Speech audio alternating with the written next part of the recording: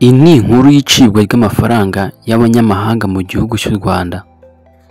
Ibi byatangajwe n'umukuru wa banki nkuru BNR, aho yaganiraga n'abanyamakuru muri iki kiganiro yagiranye nabo muri iki cyumweru gishize, aho bagarukaga ku mafaranga y'amanyamahanga ndetse babigereranya n'amafaranga y'u Rwanda, aho yagarukaga avuga ko amanyarwanda amaze guta agaciro cyane bitewe n'ikoreshwa ry'amafaranga y'amanyamahanga mu gihugu cy'u Rwanda, aho yagarukaga ko avuga ko akenshi usanga hari ahantu ujya kwishyura bakagusaba kujya kwishyura ukishyura mu madolari, ndetse ibyo bituma amafaranga y'igihugu cy'u Rwanda atakaza agaciro ku kigero kiri hejuru cyane, aho usanga amadolari akubye inshuro nyinshi amafaranga y'u Rwanda.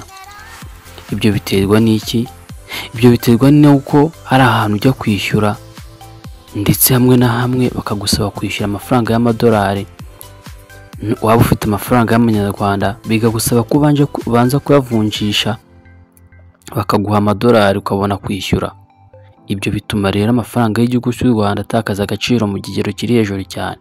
Ibyo byagarutsweho ndetse n'umukuru w'igihugu Paul Kagame ubwo mu kwezi kwa 9 yabitangazaga, agaruka ku kigero cy'igabanuka ry'ifaranga ry'igihugu cy'u Rwanda, ndetse yavuze ko agiye gushyiraho ingamba z'uko amafaranga y'u Rwanda ari agiye kujya akoreshwa cyane cyane mu gihugu mu buryo bwo kwishyurana, dore ko ahanini wasangaga abantu bajya kwishyura muri serivisi zimwe na zimwe z'abanyamahanga, ugasanga amafaranga y'u Rwanda ntabwo bayemera, ugasanga birasaba ko ubanza kuvunjisha kugira ngo baguhe amadolari kugira ngo wishyure ubone iyo serivisi washakaga.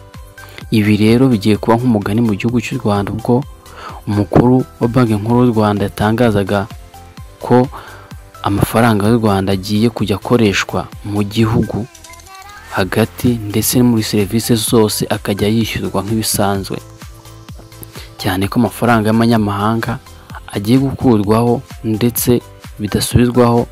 Byatangajwe ko bahawe amezi 6 amafaranga y'amanyamahanga akaba akuweho burundu, ndetse atazongera kwishyurwa muri serivisi zose zo mu Rwanda.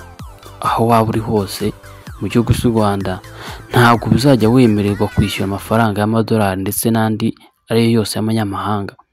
Aya mafaranga y'u Rwanda bikaba bivugwa ko ikiba kiri kubitera cyangwa se icyaba cyabiteraga, amafaranga y'u Rwanda yagabanukaga cyane agatakaza agaciro, ndetse mwibuke ko hagiye kuzaho n'ifaranga ry'ikoranabuhanga. Ibi nabyo bikaba ari mu bimwe byatumye amafaranga y'u Rwanda ajya guhabwa agaciro. Wibuke gukora subscribe tukubane mu